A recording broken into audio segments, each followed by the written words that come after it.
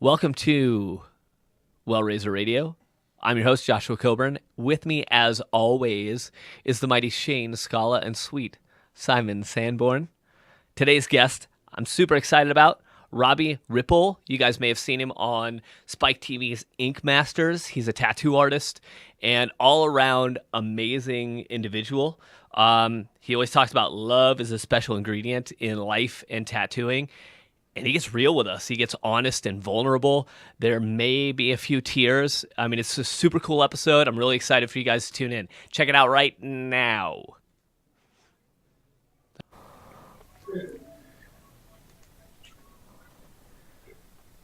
Hey, welcome to Wellraiser Radio. We got Robbie Ripoll on today as our guest. Welcome, sir. How you doing? Pretty damn good. How y'all doing? Great. Awesome. Thank you, by the way, again, one more time for, dealing with some of this technical difficulty stuff and being super patient. We really appreciate it, buddy. That's okay, man. I'm on the road right now, so I understand technical difficulties and having to go with the flow, so it's all right. Excellent. Thank you. Where are you at right now? I'm in Connecticut in a place called New Milford. It's actually where they filmed Mr. Deeds. So I have officially named myself Mayor of Deedstown when I'm here. Fabulous. And I'm at an awesome shop that my buddy Mark Duhan owns called Skin Deep Ink. Awesome.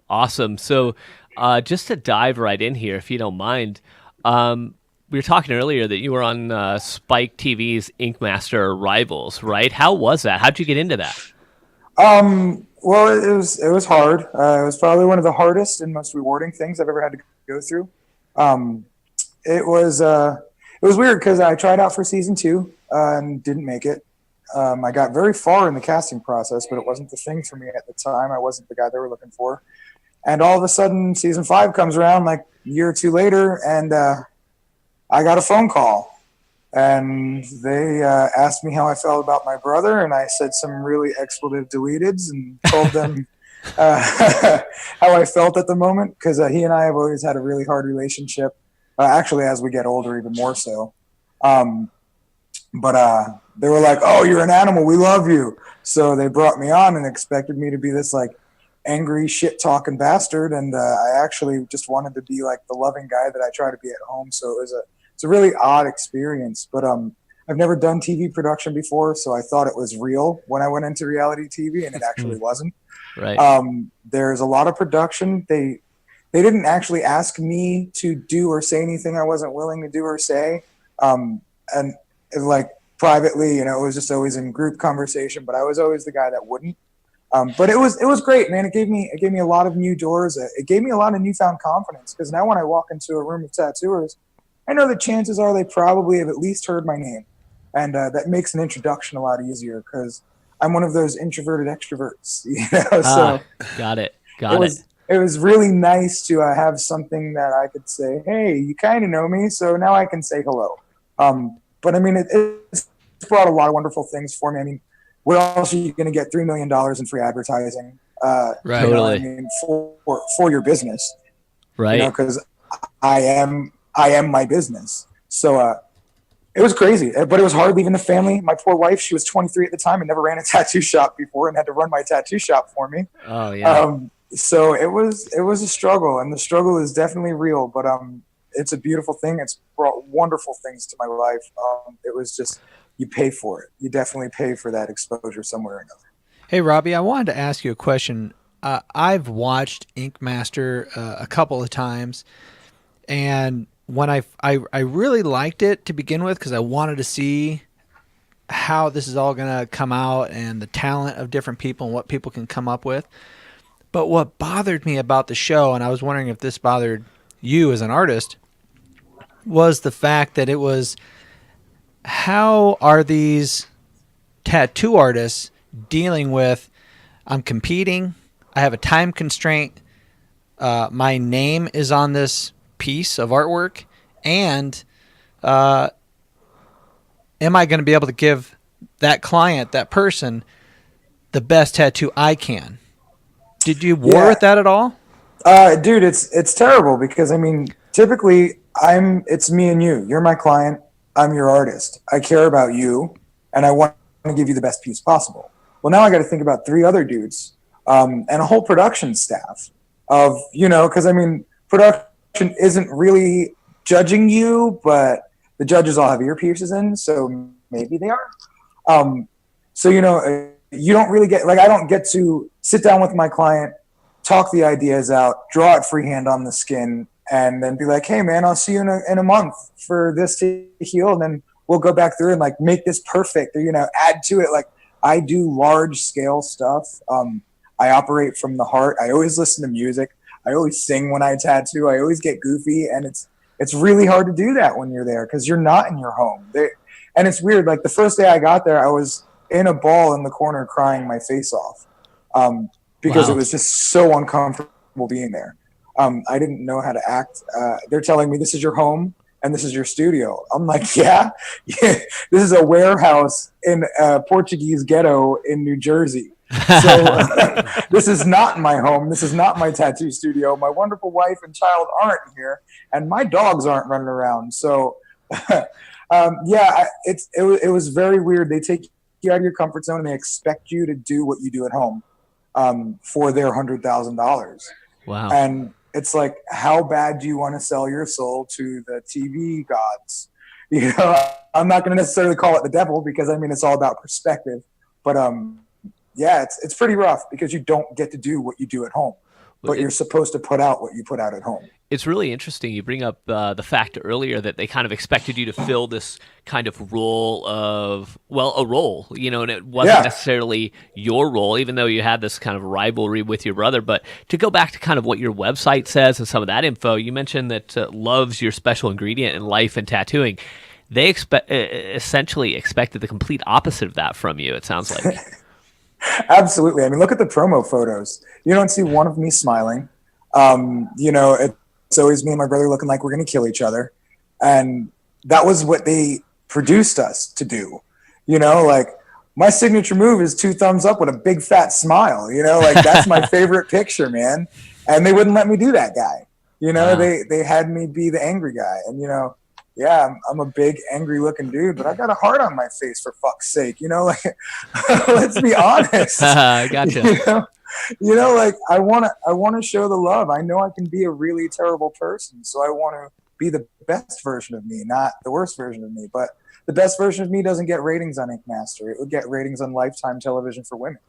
I can relate. And do you bump into that sometimes, Robbie, where people are assuming that because you are a tattoo artist or you're tattooed or you've been on these shows that this persona is tattooed people are kind of these mean, gruff kind of personas? Do you bump into that quite a bit? Being heavily tattooed, and I'm sure Josh can associate with this even more so than you, because when you have hands and face and neck, people kind of look at you like you're going to, steal and eat their children. Only sometimes you're going to eat the children, right? Exactly. Only sometimes. I will steal them because, they're good free labor. Whoa. Not true. Disclaimer. Allegedly. But, it's people have their own judgments. A lot of tattoo artists have preconceived notions about who I am. Some of my very good friends now hated me just because I was on TV. And, I walk over to them, I say hello, and I tell them how much I respect their work. And they're like, man, I feel like a jerk, so you get a lot of that. I get a lot of clients, or not even clients as much, fans or people that watch the show that'll come up and be like, so, how's your brother? Like with a real condescending tone to try and stir up drama. So the preconceived notions are there in many different ways. And I just have to be a grown up and deal with it. I used to be affected by how people talk to me, and now I try to be unaffected and, find my inner peace and just allow them to judge and smile like I'm stupid and walk away with, good love and some good knowledge. So it's almost like you take it as a challenge to make sure that you're doing the opposite of what they expect you to do. I mean, I know Josh kind of feels that way about it too, that people are, absolutely. People are judging you. Yeah, absolutely. And I mean, and that's the decision you have to make. And I mean, Josh talks about that in his seminars with the kids, how tattoos kind of made him feel normal until it made people look at him weird. And then he hated the people for looking at him weird. I went through that, man. So it has to become a challenge. Otherwise you're just going to be miserable. Right, absolutely. I can so relate to that. That was, like you mentioned, it was like my whole life, everything that I wanted to be, I became, and then suddenly I was like an enemy all over again. It's this big kind of vicious cycle. We talk about that a lot. But going back a ways, like you've been in and around the tattoo industry for years and years and years, right? I mean, you started tattooing when you were very young, didn't you? My whole life, dude. In fifth grade, fourth grade, I think, I was getting dropped off at my dad's tattoo shop after school, which was actually a room in my mom's nail salon at the time. Wow. Yeah. And, I started from the bottom. Now I'm here. I mean, really, it was just like I've been in it my whole life. I was the yappy kid dog type, that was like, Dad, I want a tattoo. I want a tattoo. I want a tattoo.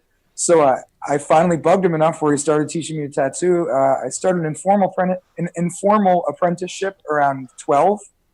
And I started tattooing professionally at 16. Wow. And successfully earned my nickname, The Butcher, as a child tattooer because I chewed a kid's foot up so bad that there was rumors that it had to be amputated.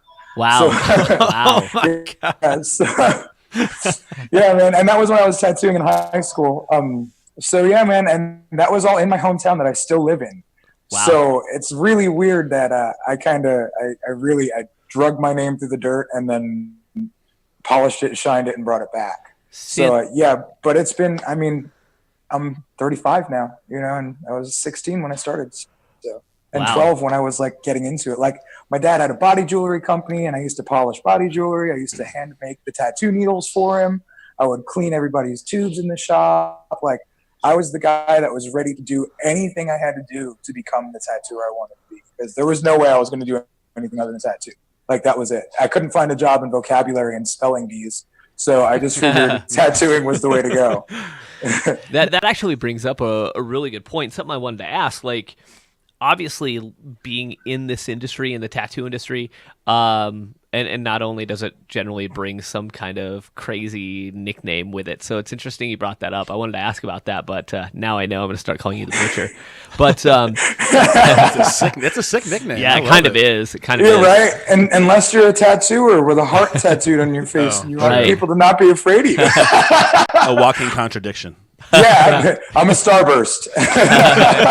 Nice.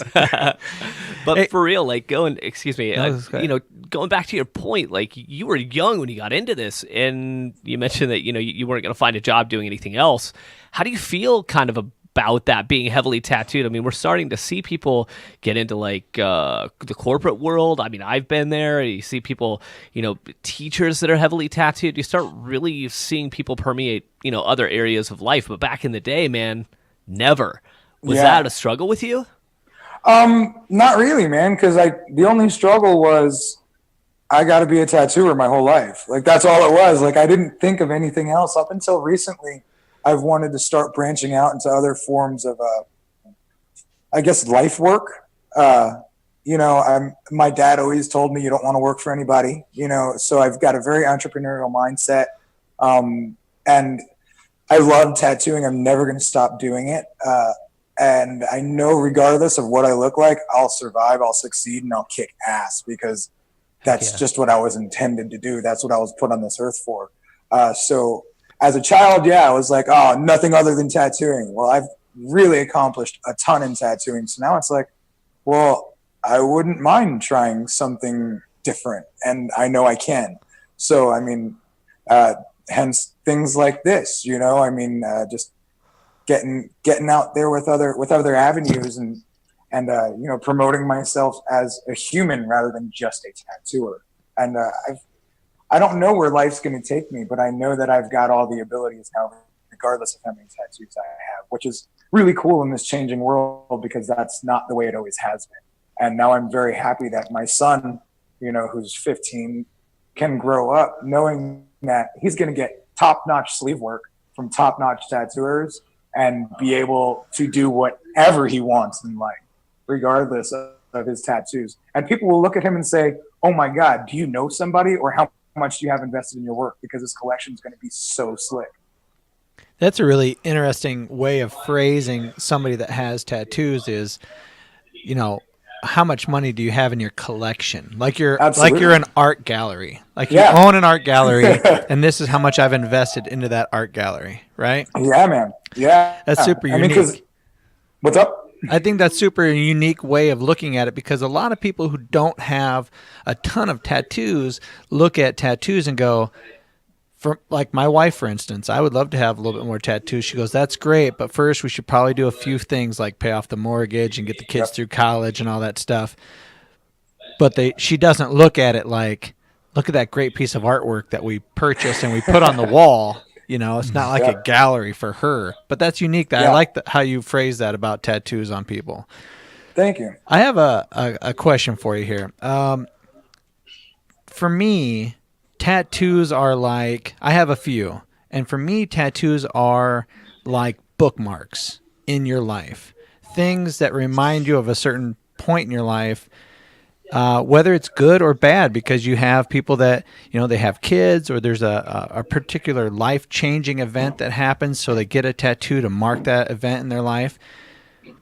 Do you have any stories of clients that come in and you do a specific tattoo for them that have moved you or have become part of you? Okay. It's funny you say that, because I started giggling because yesterday at the shop I'm at, I did a bunch of little banger walk-ins, and they were all like, with the exception of the first three, we're all just like really heavy pieces. Like the one girl had a miscarriage the day before, so she came and got a butterfly with the miscarriage awareness colors in it. And she was upbeat and it was good, but I know I gave her some smiles and some love and some joy with it. But then after that, a lady and a younger woman both came in. The lady's son died recently from a drug overdose, and they both wanted to get commemorative tattoos. And like, they came in and I gave them hugs before we even consulted, before we did paperwork, because I heard their story, and they both cried on my shoulder, and we did the tattoos. But the one story for me that really resonated was a little less recent, probably like 4 or 5 months ago. A good friend of mine who is a cancer survivor recommended me to a woman whose daughter was 16 and passed away from cancer. And in our fucking, this is a hard one. We're sitting there and we're having our consult, and I started thinking about like losing a 16-year-old kid. My son's 15. So it was really hard for me to grasp that. I mean, it still obviously moves me to a level that's hard to control myself. But yeah, that was a tough one.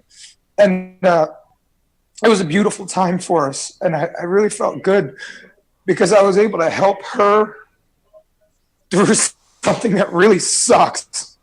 I mean, nothing sucks dick more than losing your kid. Her teenager who was a beautiful, like, blossoming child. Right. So that really resonated hard for me. It hit home big time. Are those the things that really affect you the most? Is when you really are giving somebody a gift, you're giving somebody closure, you're really helping somebody heal. So you're almost like, I mean, it sounds very therapeutic, and it must be really, really fulfilling. Well, I mean, it sounds therapeutic for you too. I mean, it's you're really giving of yourself for somebody else. Absolutely, yeah. I mean, that's what it goes back to my slogan: always using love as my number one ingredient. I've never used slogans except for that one because it's true. And I abandoned that slogan for a while after the Inkmaster thing because I just, thought, it was cheesy. And then I found my heart and soul again in tattooing. And, yeah, man, I give so much of my soul to these people. And sometimes they really don't understand. God, I'm still choked up from that story. You're doing great. They sometimes don't understand, how it can go for us, like, if a client is unhappy with a piece, it breaks my heart. It doesn't just make me sad. If a client's enthralled with a piece, it brings me joy and elation. It doesn't just, it's not just, oh, cool, you're stoked with it, I'm glad. It's like, holy shit, I'm so happy that my heart and your heart were able to intertwine on a tattoo. something that when I started, I didn't realize it was going to be this meaningful for me. But when I had one of the hardest times in my life closing my big studio, I was contemplated suicide and all that crazy stuff. I just realized that I wanted to do my soul's work and my life's work. I didn't want to just tattoo anymore. And since then, I feel like I kind of shot myself in the foot because now my clients can make me cry a lot easier. Well, let me add by saying that to me is what, I don't know you very well, Robbie, except for the last few minutes together, but it to me is what maybe probably defines you different than other tattoo artists, because you are so invested and that emotion comes through, and the idea that you're adding your kind of your perspective and your love to something like that and giving something that gift is really touching. So it's pretty amazing stuff. Thank you.